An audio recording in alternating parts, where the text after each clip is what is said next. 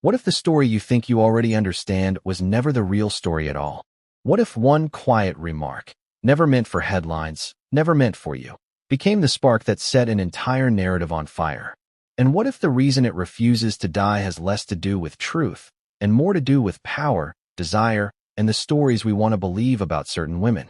Because this story didn't explode with a press release. It didn't arrive with documents. It didn't come with proof neatly tied in a bow. It arrived the way most dangerous stories do. As a whisper, a name dropped casually, a location mentioned too precisely to be random, a rumor that felt oddly specific and therefore irresistible. Liam Neeson, Meghan Markle, Santa Barbara, a luxury hotel, a powerful owner, and a label, one of the most loaded labels a woman can carry in modern culture. Before we continue, please hit the like button, subscribe to the channel, and turn on the notification bell for updates. Sugar baby. But before you lean forward or pull back, before you decide what you believe, let me ask you something more important. Why did this story hit so hard? Why did it spread so fast? And why, years after the alleged events, are people still arguing about it like it happened yesterday? This is not just a story about who may or may not have dated whom.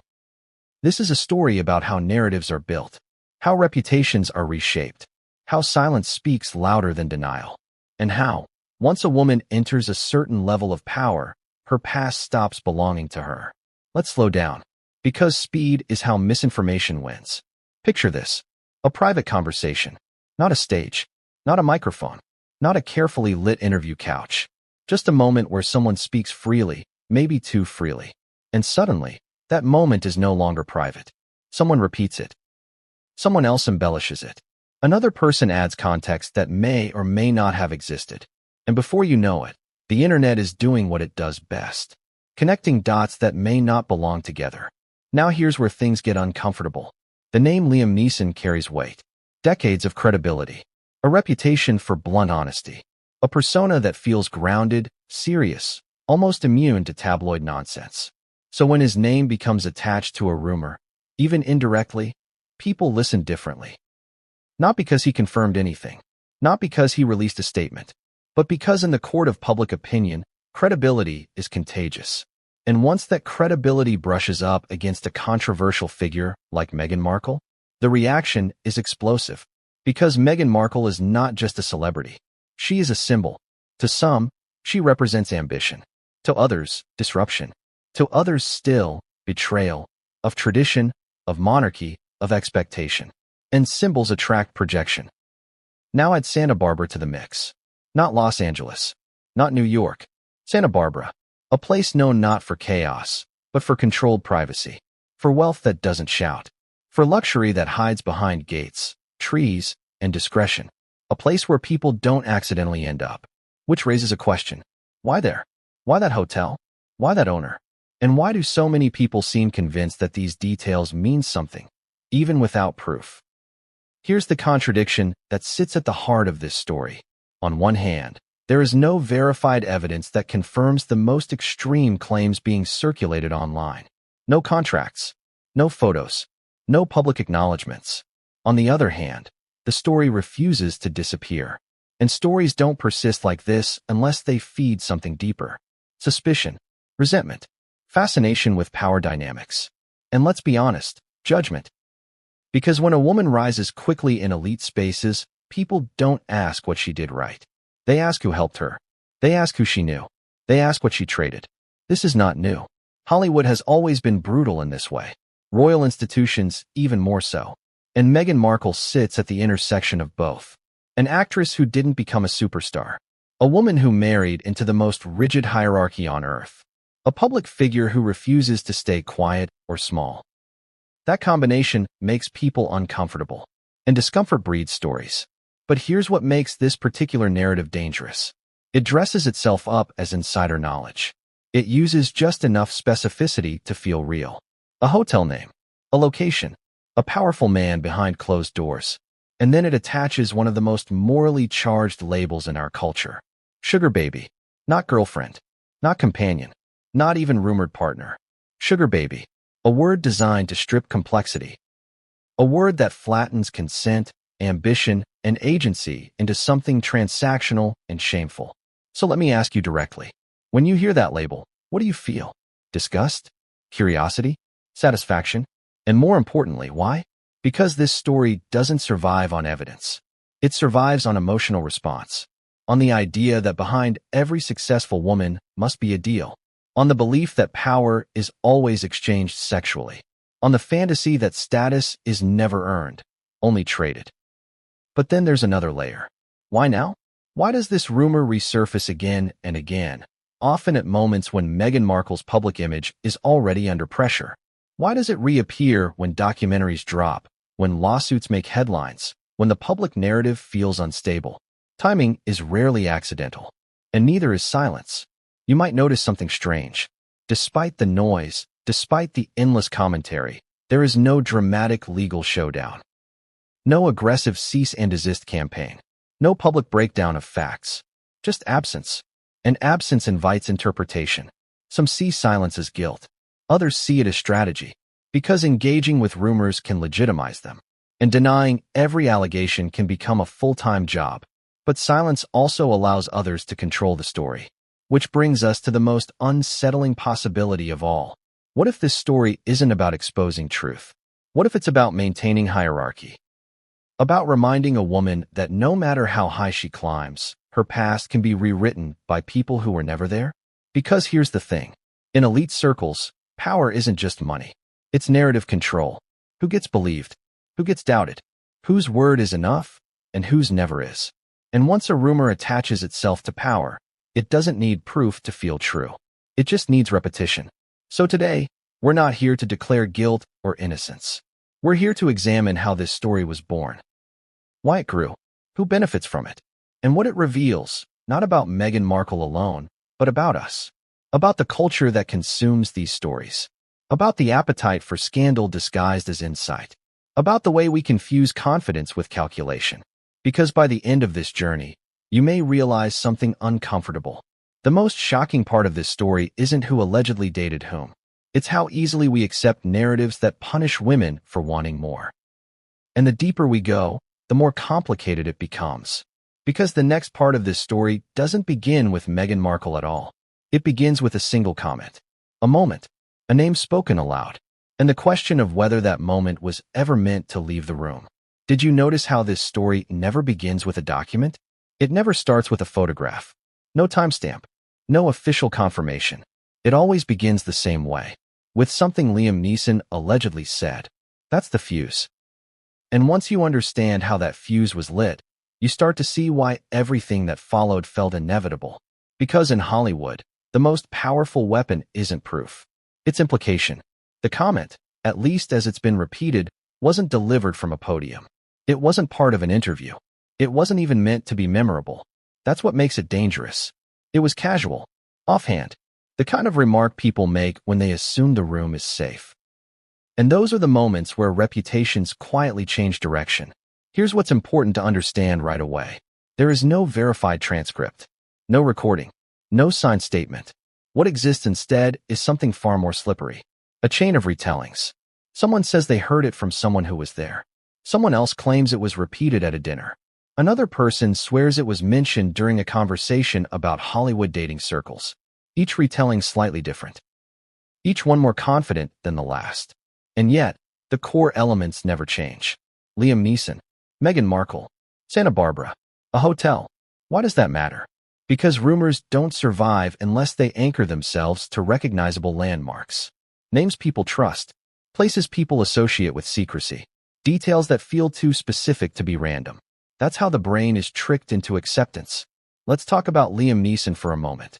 Not the action star version. Not the voiceover narrator. The man. Publicly, he's known for something rare in Hollywood: restraint. He doesn't overshare. He doesn't chase attention. When he speaks, it's usually deliberate and often uncomfortable, which is exactly why attaching his name to this rumor changes the temperature. If this were attributed to a tabloid columnist or a YouTube personality, it would be dismissed instantly. But Liam Neeson?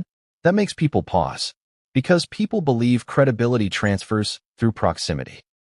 They think, if he said it, or even implied it, there must be something there. That assumption is the engine of this entire story. But here's the contradiction. Even the people who spread this rumor rarely claim Neeson accused anyone of anything. They say he alluded. They say he mentioned. They say he wasn't surprised. Notice the language. Vague enough to avoid responsibility. Specific enough to spark imagination. And imagination does the rest. So where did this allegedly happen? That's where Santa Barbara enters the frame. Not just as a location, but as a character. Santa Barbara is the kind of place people choose when they want privacy without suspicion. It's not Vegas. It's not Miami. It's calm, tasteful, quiet. The wealthy don't go there to be seen. They go there to disappear. And in rumor logic, disappearance equals secrets. So when a story places Meghan Markle there, at a private hotel, connected to a powerful owner, it doesn't need evidence. It already feels plausible. Now pause for a second and ask yourself something. How many times have you accepted a story as probably true simply because it sounded like it could be? That's what's happening here. But here's what almost no one stops to ask. Why would Liam Neeson be talking about Meghan Markle's alleged dating life at all? What context would make that comment even come up? Was it admiration? Was it judgment? Was it gossip repeated from someone else? Or was it nothing more than an observation taken out of context? Because context is the first thing rumors strip away. And once context is gone, meaning becomes flexible. That flexibility is where narratives are born. Let's examine how this rumor spreads. It doesn't move through mainstream headlines first. It travels through insider spaces, anonymous forums, whisper networks, YouTube channels claiming sources, comment sections filled with people finishing each other's sentences. One person says, "I heard." Another says, "That makes sense because." A third adds, "This has been known for years." And suddenly, something that began as speculation hardens into common knowledge. That's the transformation. Rumor becomes lore. And lore is powerful because it doesn't require verification. It just requires repetition. Now here's where the story tightens. Every version of this rumor insists on one thing. That this wasn't just dating. That this wasn't romance. That it was transactional. Why? Because transactional stories feel cleaner. They reduce complexity. They provide motive. They explain success in a way that feels satisfying to skeptics. If a woman rises, there must be a trade. Talent isn't enough. Timing isn't enough. Luck isn't enough. There must be a deal. That assumption says more about the audience than the subject. And yet, once that assumption is introduced, it's almost impossible to remove. Because now every silence becomes suspicious. Every denial becomes defensive. Every success feels borrowed. This is why the alleged Liam Neeson comment matters, even if it never happened the way people claim. Because it provides permission. Permission to speculate. Permission to judge. Permission to frame Meghan Markle's past as something that must be decoded rather than understood. And once permission is granted, restraint disappears. Now think about this. If you were Meghan Markle, what would be the smartest move? Deny a rumor that has no proof and amplify it? Ignore it and let it circulate? Address it once and risk reopening it forever? There is no winning option, which is why silence is often chosen. But silence is not neutral. Silence is a vacuum, and vacuums get filled, especially online. So the rumor grows legs. People connect it to her later relationships. They draw lines between ambition and access. They retroactively rewrite her life as strategy. And all of it traces back to a moment that may have been nothing more than a passing comment, or not even that. Here's the unsettling part. Even if Liam Neeson never said anything remotely like what's been attributed to him, his name now functions as a stamp. The story no longer needs him. It has momentum, and momentum is harder to stop than lies. Because once people emotionally invest in a narrative, facts feel like threats. Now let's talk about why this comment, real or imagined, surfaced at all. Hollywood is a pressure cooker of suppressed opinions. People don't speak freely in public. They speak freely in private. And private conversations often reveal more about the speaker than the subject. So if a comment was made, what did it reveal? Cynicism about fame? Assumptions about women's advancement? Resentment toward outsiders entering elite spaces? Those attitudes exist regardless of whether Meghan Markle is involved. She simply becomes the canvas. And Santa Barbara becomes the setting. Which brings us to the hotel. Because the moment you attach a specific place to a rumor, you give it architecture. Walls, rooms, doors that close. And once doors close, people assume something happened behind them. That's human nature. But architecture also leads us somewhere else. To ownership, control, and power. Because the next phase of this story doesn't revolve around what was allegedly said. It revolves around who allegedly held the leverage. And once you understand that figure, the hotel owner, the gatekeeper, the rumor transforms from gossip into something darker. Something about imbalance. Something about access. Something about who gets written as the chooser and who gets written as chosen. And that's where the narrative sharpens its teeth. Because if you believe the next part of this story, then the comment wasn't just a comment. It was a signal, a nod to a system everyone pretends not to see. But before we get there, you need to understand why Santa Barbara isn't just scenery, why that hotel matters, and why, in elite circles, owning the room often matters more than being in it. Because once you step inside that world, the rules change. Why Santa Barbara? That question sounds simple, almost harmless. But it's the wrong kind of simple, the kind that hides layers underneath. Because in celebrity culture, locations are never random. They are chosen, curated, selected for what they allow and what they conceal. So when Santa Barbara appears again and again in this story, it isn't just geography. It's intent. Think about it. If you wanted attention, you'd go to Los Angeles. If you wanted chaos, you'd go to Vegas. If you wanted spectacle, you'd go to Miami. Santa Barbara is something else entirely. It's where people go when they want distance without disappearance, privacy without suspicion, luxury without noise. It's a place designed for people who don't need to prove they belong.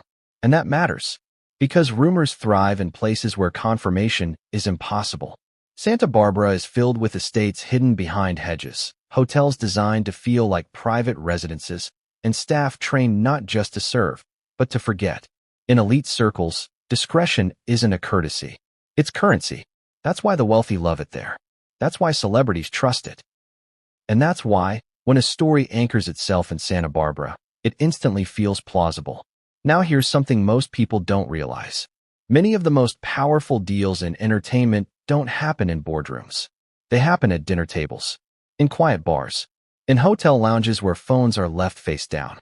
Santa Barbara excels at creating those spaces, which is why the hotel mentioned in this story becomes so important. Not because of what we know, but because of what we can't see. Let's talk about luxury hotels for a moment, not as buildings, but as ecosystems. A high-end hotel is not just a place to sleep. It's a filter. It decides who gets access and who doesn't, who sees whom, who crosses paths by accident. And the higher the level, the more intentional those accidents become. In places like Santa Barbara, certain hotels are known for attracting a very specific type of guest. Not influencers, not tourists, power brokers. People who value anonymity more than attention. People who don't want paparazzi. People whose names carry weight without needing to trend. These hotels function almost like embassies. Neutral ground, controlled environment, rules enforced quietly. And the most powerful person in that environment is not the guest. It's the owner. Ownership changes everything. Because the owner isn't passing through. They're permanent. They know the staff. They know the schedules. They know which rooms are isolated and which ones are visible. They know when to look away and when to notice. So when a rumor places a rising actress in proximity to a hotel owner, people don't just imagine romance. They imagine access. They imagine opportunity. They imagine imbalance. And imbalance is where judgment begins. But let's slow this down. There is no verified record placing Meghan Markle in Santa Barbara under the circumstances described by online speculation. No guest logs. No confirmed sightings. No statements. What exists is association. Association through repetition. And repetition has a strange effect. The more you hear something, the less your brain demands proof. It begins to feel familiar. And familiarity feels like truth. So Santa Barbara becomes the stage. The hotel becomes the set. And the audience fills in the rest. Now ask yourself something uncomfortable. If this same rumor were set in a Starbucks in Burbank, would anyone care? Of course not. The power of the story depends on exclusivity, on the idea that whatever allegedly happened could only happen there, in a place designed to hide things. That's why Santa Barbara isn't just background. It's evidence by implication. But implication is not proof. It's atmosphere. And atmosphere is incredibly persuasive, especially when paired with a cultural script people already recognize. The script goes like this. ambitious woman, wealthy, powerful man, private setting, unspoken arrangement. You've seen this story before. In movies, in scandals, in whispered warnings. So when Santa Barbara enters the narrative, the script feels complete, even if the actors never followed it. Here's another detail that rarely gets discussed. Santa Barbara has long been a retreat for people navigating transitions, careers shifting, reputations recalibrating, lives being quietly reorganized. People go there to think, to plan, to reset. That makes it a convenient location for speculation, because any presence there can be reframed as strategy. She wasn't vacationing. She was networking. She wasn't relaxing. She was positioning herself.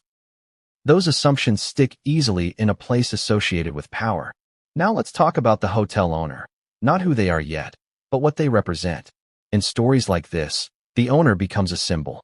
The gatekeeper, the connector, the one who opens doors, literally and figuratively. And once that symbol is introduced, the narrative tilts. Because now it's no longer about two adults meeting.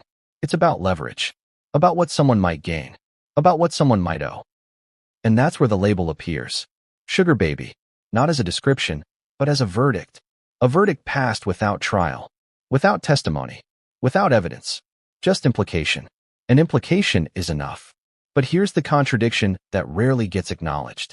If Santa Barbara is a place where powerful people go to avoid scrutiny, why would they engage in something that could destroy them there? Why would a wealthy hotel owner risk their reputation for something so easily framed as scandal? That question doesn't get asked often, because it complicates the story. And complicated stories don't travel well online. Simple ones do. Villain, victim, transaction. That's clean. But reality is rarely clean. And if you've spent enough time around power, you learn something quickly. Power is cautious. It avoids unnecessary risk, which means that many of the assumptions baked into this rumor contradict how elite circles actually function. But contradictions don't stop narratives. They often strengthen them. Because when something doesn't make sense, people assume it's because they don't have all the information. So they imagine the missing pieces. And imagination, once activated, becomes conviction. Now think about this. Why does this story focus so heavily on place instead of behavior? Why is Santa Barbara emphasized more than any alleged action? Because place is easier to discuss. It feels neutral. You can say, she was there, without proving what she did. And once someone accepts the location, they subconsciously accept the rest. This is how framing works. And it's incredibly effective. So Santa Barbara becomes shorthand for secrecy. The hotel becomes shorthand for power. And Meghan Markle becomes the subject onto which meaning is projected. But what if Santa Barbara is just Santa Barbara? What if the hotel is just a hotel? What if the story survives not because it's true, but because it fits a narrative people are eager to apply? That possibility rarely gets explored, because it doesn't satisfy the hunger for scandal. And yet, it's the most important question of all. Because once we move past location, once we leave Santa Barbara behind, the story takes a sharper turn. It moves away from atmosphere and into identity, away from place and into personhood, specifically into the life of the man who allegedly held the most power in this equation, the hotel owner. Because once you understand who he is, what he represents, and how people talk about men like him, the rumor transforms again. It stops being about where something happened and starts being about who is allowed to define the story. And that's where the imbalance truly comes into focus. Because in narratives like this, the woman is always visible. But the man? He's protected by silence. And the next chapter lives inside that silence. Because before we can examine Meghan Markle's role in this story, we have to ask a far more dangerous question. Who benefits from remaining unnamed? And what does power look like when it never has to explain itself? That's where this goes next. Who controls the room controls the story. And in the case of this Santa Barbara hotel, the room isn't just a space. It's a symbol, a filter, a stage where the narrative begins before anyone even speaks. The owner of the Fitzpatrick Hotel, or at least the figure alleged in this story, isn't just a landlord. They're a gatekeeper, a curator of who enters, who leaves, and who is allowed to be seen. Think of them as a conductor, orchestrating interactions in silence. A single nod, a glance, or a reserved suite can make or break perceptions. In Hollywood, Influence isn't just earned, it's strategically placed. Imagine walking into that hotel as a rising figure, talented, ambitious, and aware of the stakes. Every detail is intentional. The layout of the lobby, the discreet pathways to private rooms, the staff trained to blend into the background. Every corridor becomes a microcosm of social hierarchy. Every elevator ride, a theater of observation. And somewhere behind it all, a person or people ensuring that appearances and disappearances serve a purpose. This is the paradox. The environment is designed for discretion, yet it fuels speculation. Because humans notice patterns even when they aren't there. People assume that proximity equals permission. They assume that privacy equals intimacy. They assume that opportunity implies exchange. And once those assumptions form, they're nearly impossible to erase. Let's consider the psychology at play. In elite settings, power isn't linear, it's layered. One person may have formal authority, another informal influence, and yet another simply the weight of reputation. In a place like this hotel, every guest's perception is influenced not only by who is present, but by the absence of others. Silence, in this context, is louder than speech. A room left empty, a door closed, a conversation overheard but not repeated, all contribute to a story without a single word needing to be said. Now, take the figure of the hotel owner. The narratives surrounding them often depict power asymmetry in stark terms.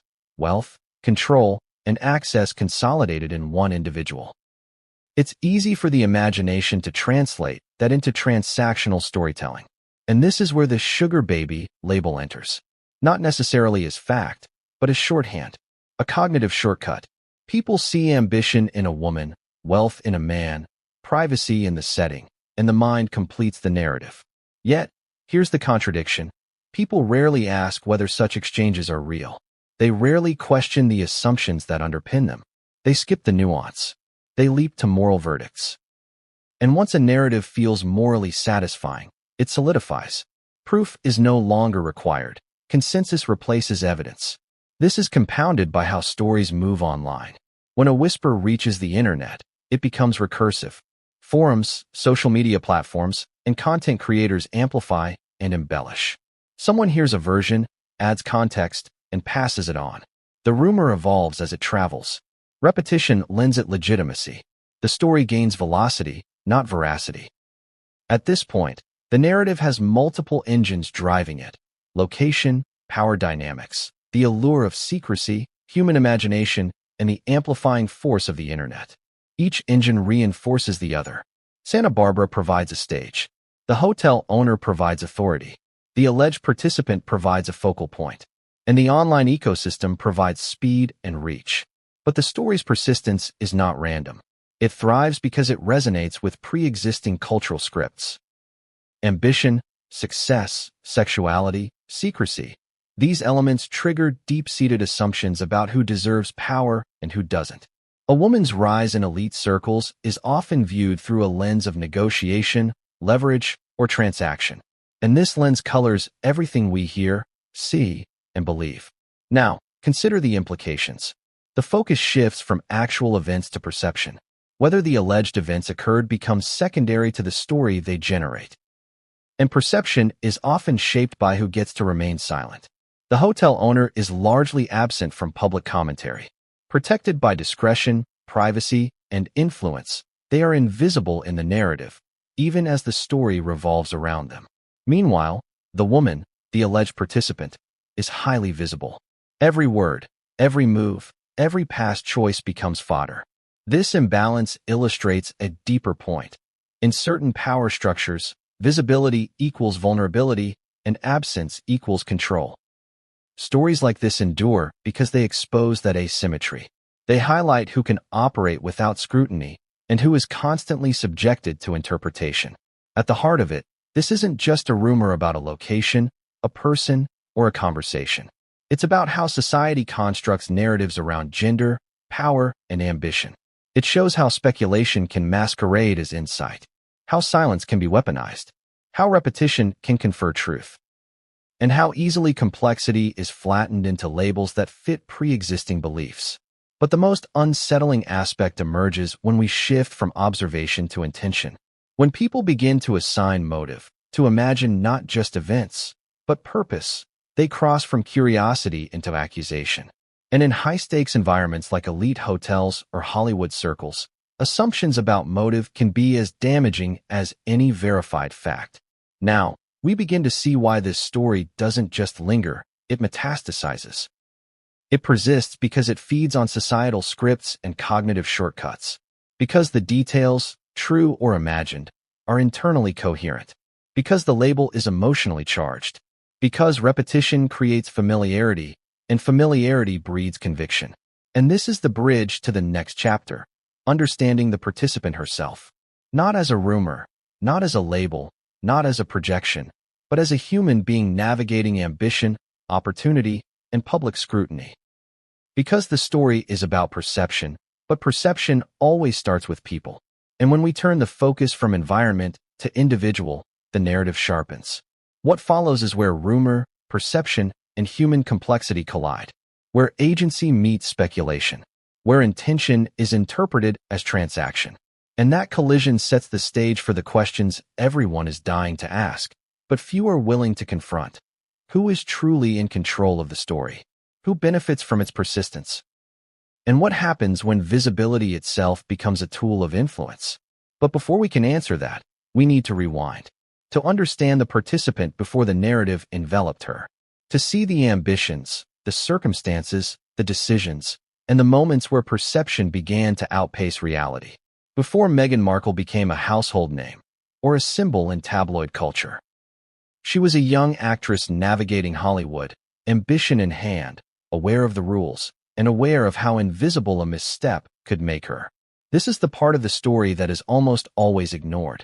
People see the headlines, the controversy, the labels. They rarely consider the context of her rise, the industry pressures, the complex dynamics, the choices made at every turn in a world that thrives on speculation. Imagine stepping onto a set, memorizing lines, rehearsing emotions, presenting yourself as polished and ready, all while knowing that everything you do could be dissected, misinterpreted, or transformed into gossip. That was Meghan's early career. For every scripted moment, there were unscripted judgments waiting. Every public appearance, every dinner with producers or agents, carried an unspoken risk. Could a casual remark, a glance, or a connection later be reinterpreted to fit someone else's story? Hollywood, like many elite environments, operates on invisible networks. People talk in coded language. Influence is often traded silently. Doors open and close without public acknowledgement. In that ecosystem, a career isn't just about talent, it's about positioning. Ambition is constantly measured against perceived access. And often, women in that environment are assessed not on merit alone, but on proximity to power, perceived charm, or who they might be associated with. This creates fertile ground for rumors and labels to stick, particularly when fame intersects with wealth and secrecy. This context is essential for understanding why a narrative linking Meghan Markle, a luxury hotel, and a prominent hotel owner could gain traction. It doesn't require verification. It simply plays into pre-existing assumptions.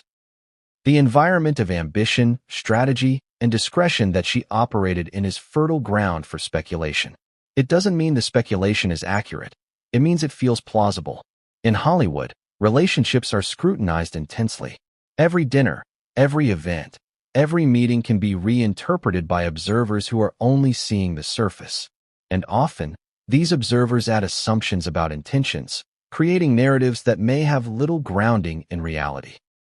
This is how the sugar baby narrative becomes attached to women in Hollywood.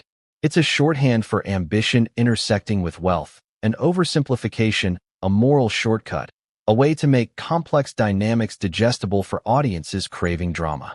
Meghan's early career was also marked by ambition that didn't fit comfortably into existing expectations. A biracial woman navigating predominantly white spaces, attempting to rise based on talent, resilience, and intelligence, often faces heightened scrutiny.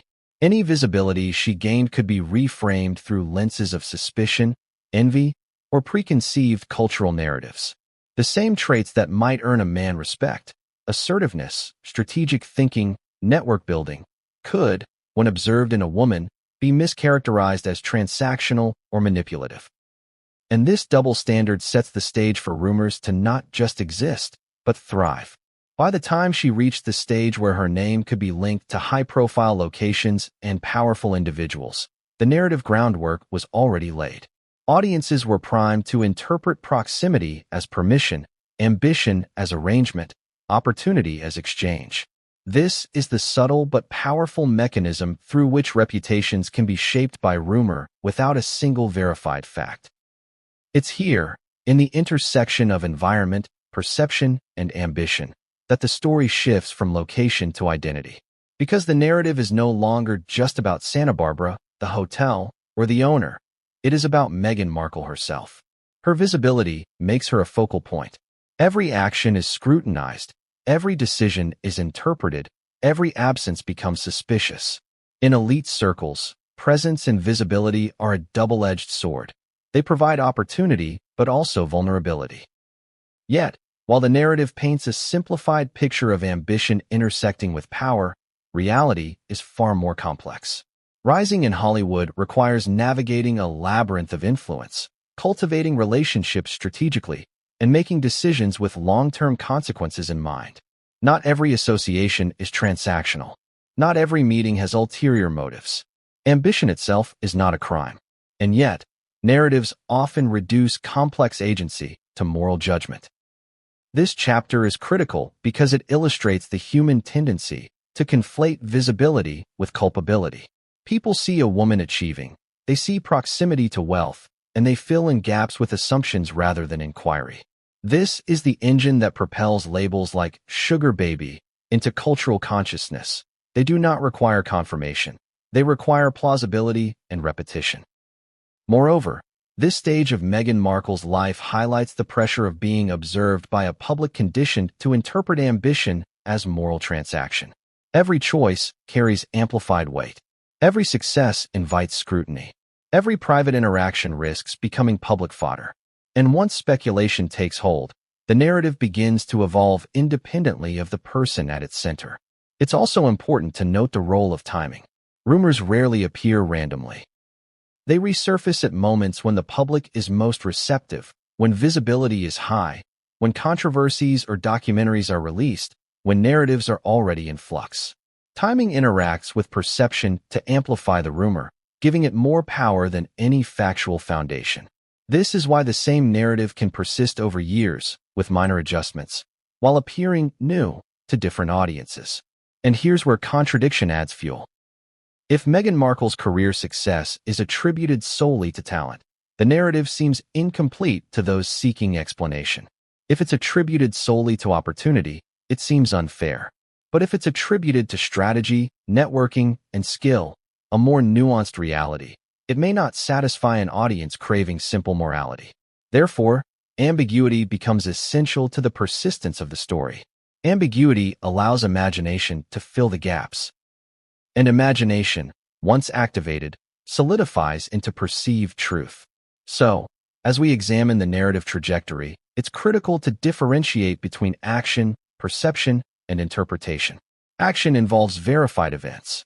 Perception involves how observers interpret those events. Interpretation involves the stories that culture constructs from perception. In Meghan Markle's case, the interplay between these three layers has produced a narrative that survives on plausibility, repetition, and pre-existing biases rather than verified fact. The moment a rumor begins to take shape, it rarely does so in isolation. It moves through networks, whispered conversations, private messages, selective leaks, and gains momentum from the credibility of the people it touches. In the case of this story, the alleged comment from Liam Neeson served as a catalyst. Not because it confirmed anything, but because his name carries weight. His reputation for blunt honesty makes the remark feel authoritative, even in the absence of proof. The perception of credibility is often more powerful than evidence itself. When you consider how information spreads in Hollywood circles, you begin to see the pattern. One person hears a story and passes it along to someone else with slight embellishment. Another person repeats it with their own interpretation. Soon, What started as a single remark becomes a narrative reinforced by multiple voices. And each voice, no matter how distant from the original comment, lends it legitimacy. This is the engine of modern rumor-making, amplified exponentially by social media platforms. Social media doesn't just amplify, it reshapes. Platforms like YouTube, TikTok, and X allow snippets of information, often stripped of context, to travel rapidly. A single mention can be interpreted, reframed, and sensationalized to fit the expectations of the audience. Algorithms favor engagement, and engagement favors controversy.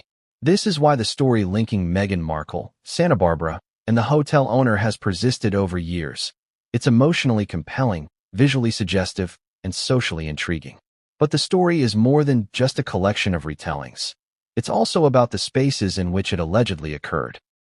Santa Barbara is not merely a backdrop, it's a narrative device. It represents privacy, exclusivity, and elite access.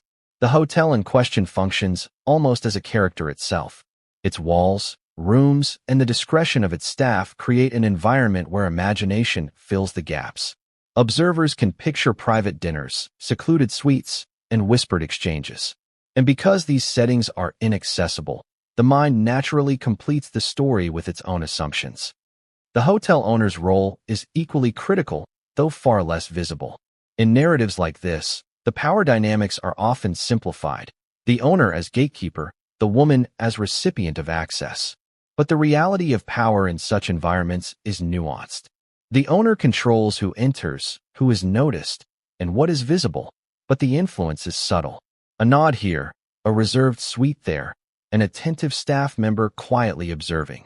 These small actions shape perceptions without ever being explicit. The rumor thrives not because of confirmed encounters, but because the suggestion of controlled proximity is enough to spark speculation. This leads to a crucial observation about human psychology.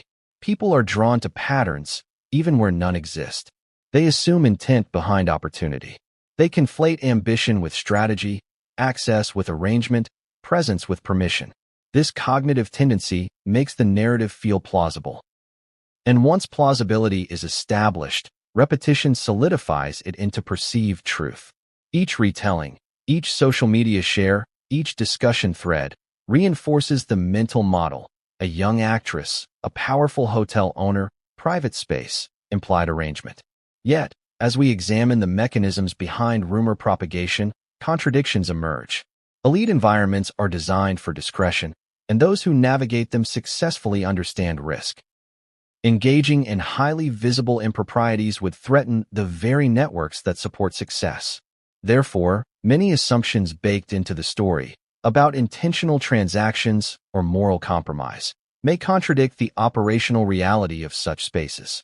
And this contradiction rarely halts the spread of the narrative. Instead, it fuels imagination. The unknown is filled with conjecture, and conjecture is interpreted as revelation. Now consider the timing of these rumors.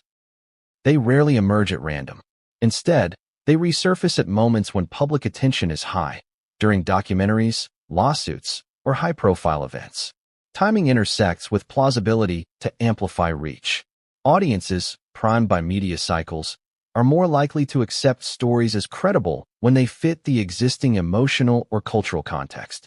Repetition, timing, and pre-existing biases combine to create a narrative that feels enduring, even if it is entirely speculative. At this point, the story shifts from the environment to identity. The alleged participant, Meghan Markle, is no longer simply part of a setting. She becomes the focal point. Visibility amplifies scrutiny. Every public decision, every association, every past action is interpreted through the lens of the rumor. This is where the narrative gains moral weight. The audience assigns judgment based on assumptions rather than evidence. In high-profile cases, visibility often equates to vulnerability. Those who are seen are interpreted, dissected, and labeled, while those who remain absent retain control. The sugar baby label demonstrates this process vividly. It functions less as a factual description and more as a cognitive shortcut, condensing complex human behavior into moral interpretation. Ambition becomes transactional. Visibility becomes complicity. Achievement becomes debt. Labels like these stick because they simplify ambiguity, provide narrative satisfaction, and engage the audience emotionally. They allow speculation to masquerade as moral judgment. And yet, within this framework, nuance is rarely considered. Ambition, agency, and consent are flattened. Opportunity is reframed as leverage. Presence is recast as permission. The story becomes a morality play disguised as reportage, and the human subject becomes a cipher onto which collective assumptions are projected. This dynamic underscores a broader cultural pattern. Women's achievements are often interpreted through relational frameworks, while men's achievements are measured independently. Proximity to power in women is scrutinized, moralized, and used to construct narrative meaning. In this story, as in many others, perception outpaces reality. The intersection of visibility, speculation, and repetition transforms a moment, real or imagined, into a story that survives far longer than the events themselves.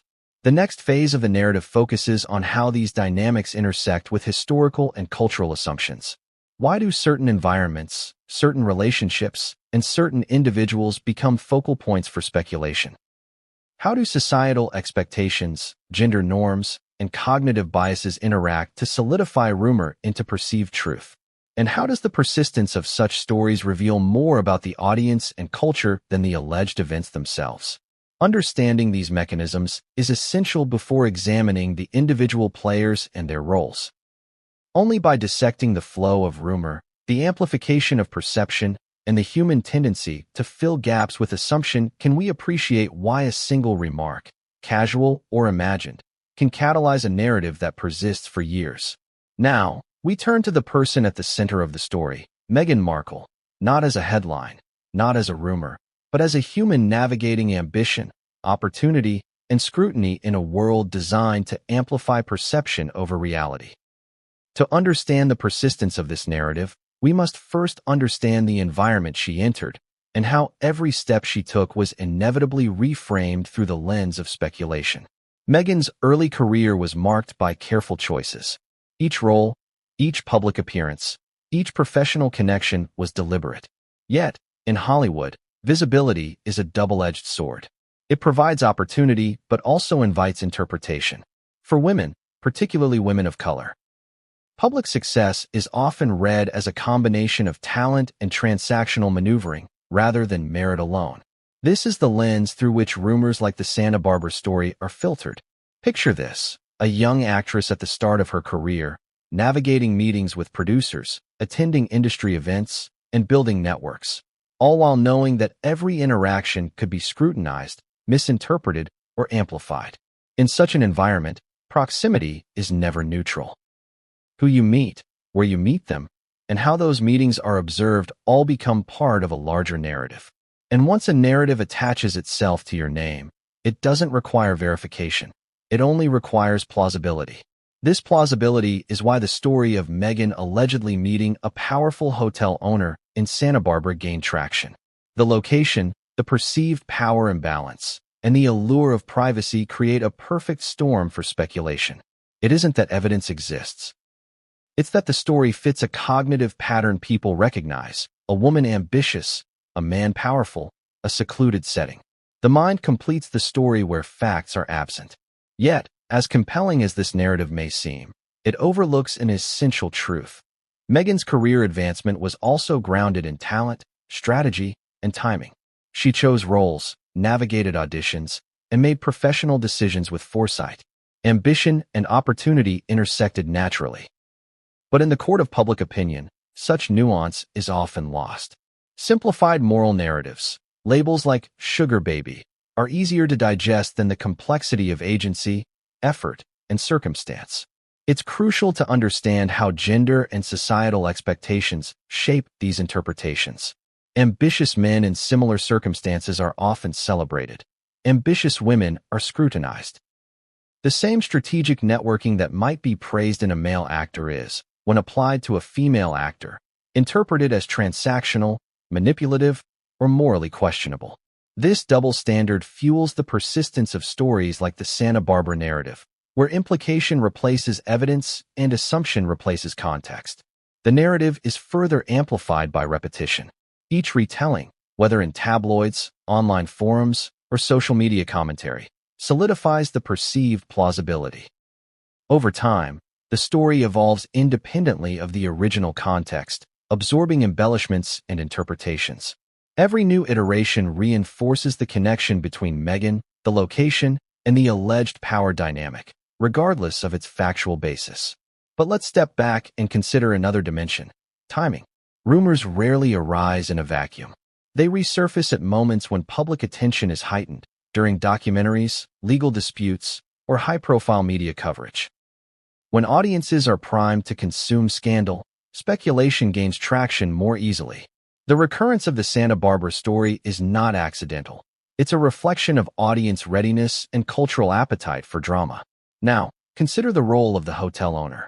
In these narratives, the individual is often framed as a symbol of power, access, and control. Yet the reality is more nuanced. Ownership confers influence over who is seen, where interactions occur, and how environments are managed. But it does not dictate behavior. The person's influence lies in the subtle orchestration of space and discretion. And in public narratives, subtlety is frequently recast as intentional leverage, feeding the perception of imbalance and moral compromise. This interplay between environment, perception, and identity is where the rumor gains traction. Santa Barbara is not just a setting, it is a stage. The hotel owner is not just a character, it is a symbol. Meghan Markle is not just a participant. She is the focal point. The audience completes the story, filling in gaps with assumptions, labels, and moral judgments. Each piece reinforces the next, creating a self-perpetuating narrative. It is also important to examine the cultural mechanics behind labeling. The sugar baby label operates as shorthand for transactional ambition. It simplifies complex interactions into moralized storytelling. It frames visibility, agency, and ambition in terms of exchange. And once applied, it colors every subsequent interpretation of behavior, creating a persistent lens through which all actions are evaluated. Yet, beneath the rumor, the reality is far more mundane. Career advancement in Hollywood involves networking, timing, and skill. No secret contracts, no hidden arrangements. The narrative survives not because of fact, but because of its resonance with pre-existing biases, cultural scripts, and cognitive shortcuts. It fits into expectations about ambition, gender, and power, which makes it feel believable and emotionally satisfying. The persistence of the story also highlights the asymmetry of control.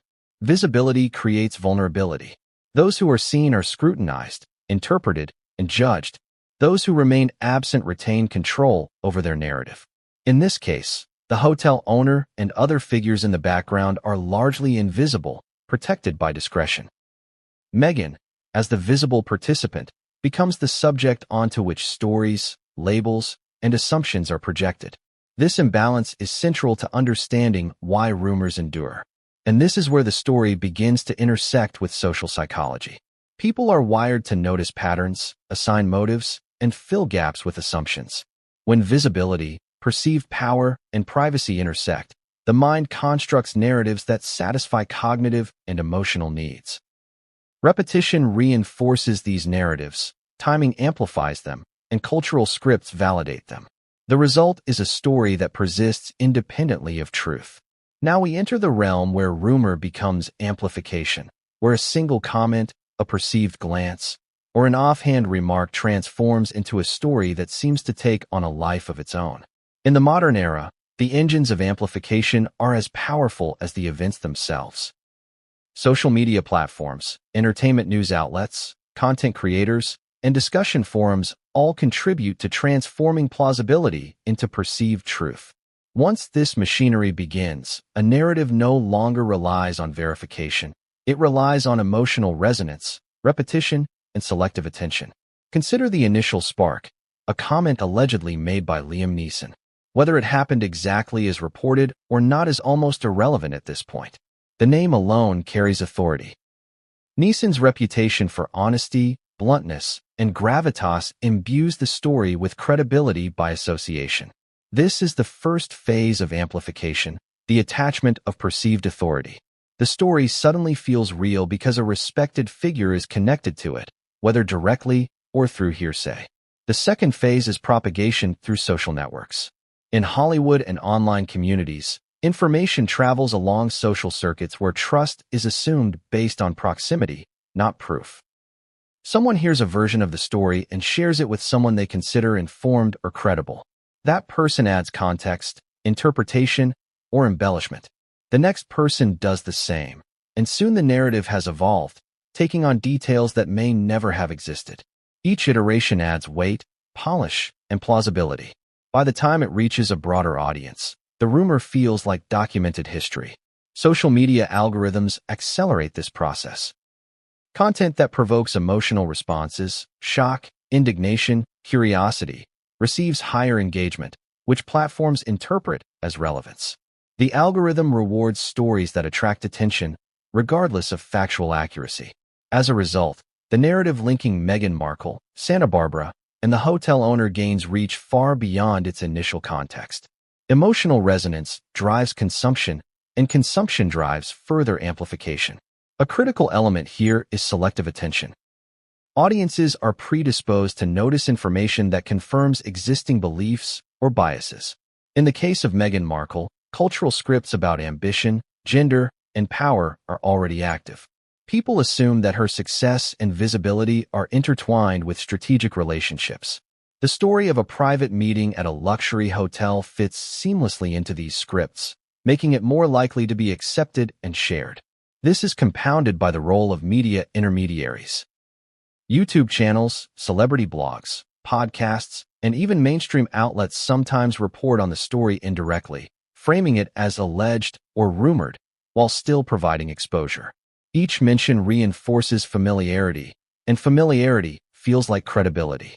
Over time, repeated exposure erodes skepticism, even in audiences who might have questioned the story initially. But amplification is not just about volume. It's also about framing. The way a story is told. The words chosen, the emphasis placed, the details highlighted, can dramatically shape perception. Descriptions of the hotel, the timing of visits, and the supposed power of the owner are all framed to suggest intrigue, opportunity, and imbalance. This framing triggers the imagination, allowing audiences to complete the story themselves.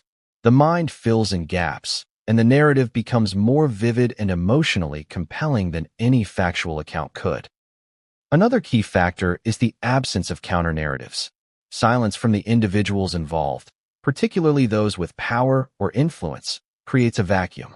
Humans are uncomfortable with ambiguity, and when facts are unavailable, the imagination fills in the blanks. Silence is interpreted as complicity, confirmation, or strategic restraint. This vacuum, combined with amplification through repetition, solidifies the story in public consciousness. At the same time, amplification is recursive. Audiences don't just consume the story, they contribute to it. Comments, shares, discussions, and speculation add layers to the narrative. Every user becomes a co-author, expanding, emphasizing, or even subtly altering the details. The story is no longer owned by the original source. It belongs to the collective imagination of the audience. Importantly, amplification also interacts with cultural biases. Labels like sugar baby do more than describe, they frame moral judgment. They simplify complexity, turning nuanced interactions into binary assessments of power, intent, and morality. Once applied, such labels color all subsequent interpretations, creating a feedback loop where perception reinforces itself. This phase of the story reveals how perception overtakes reality. Once amplification is underway, correcting inaccuracies becomes almost impossible. The more a story is repeated, the more entrenched it becomes.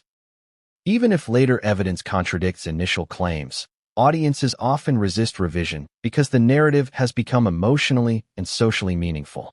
The next chapter of this story examines the consequences of this amplification. How does it shape public perception of Meghan Markle? How does it influence the interpretation of her actions, decisions, and visibility? How does it create an environment in which every move is scrutinized, moralized, and reinterpreted through the lens of rumor? And crucially, who benefits from the persistence of the story, and who bears the burden? But here's the cliffhanger. Once amplification begins, the story no longer belongs to anyone. It belongs to the audience, the culture, and the mechanisms of repetition itself. And the consequences of that shift are both personal and systemic, and they will become even more apparent as the narrative unfolds. Now we move into the emotional dimension of the story, the human cost of rumor and amplification. This is where the narrative stops being about locations, alleged meetings, or hotel owners, and starts being about perception, judgment, and the personal reality of the individual at the center, Meghan Markle. Because while speculation and labels can drive clicks and views, they also shape lived experience, influence opportunities, and impose psychological burdens. Imagine being under constant observation, knowing that every action, every choice, is filtered through a lens of assumption. In high-profile spaces, this is not theoretical, it is a daily reality. Public figures live with the knowledge that proximity, ambition, and visibility can be reframed as transactional, manipulative, or morally suspect. Every dinner, every meeting, every photograph can be interpreted as evidence of intent, even if no intent exists. And the closer one is to power, the more intense this scrutiny becomes. For Meghan Markle, the intersection of gender, race, and fame intensifies the emotional stakes. Cultural narratives around women's ambition frequently frame success as negotiation rather than merit. Ambition is moralized. Visibility is weaponized. Achievement becomes performance under an unforgiving spotlight. The psychological effect is relentless. The subject must navigate career advancement while anticipating moral judgment and speculative interpretation at every turn. This is compounded by the viral nature of rumor. Once a story attaches itself to a name, it spreads faster than it can be controlled. Social media algorithms reward engagement, not accuracy. Tabloid culture thrives on repetition. Every mention reinforces the narrative, embedding it into collective consciousness. Over time,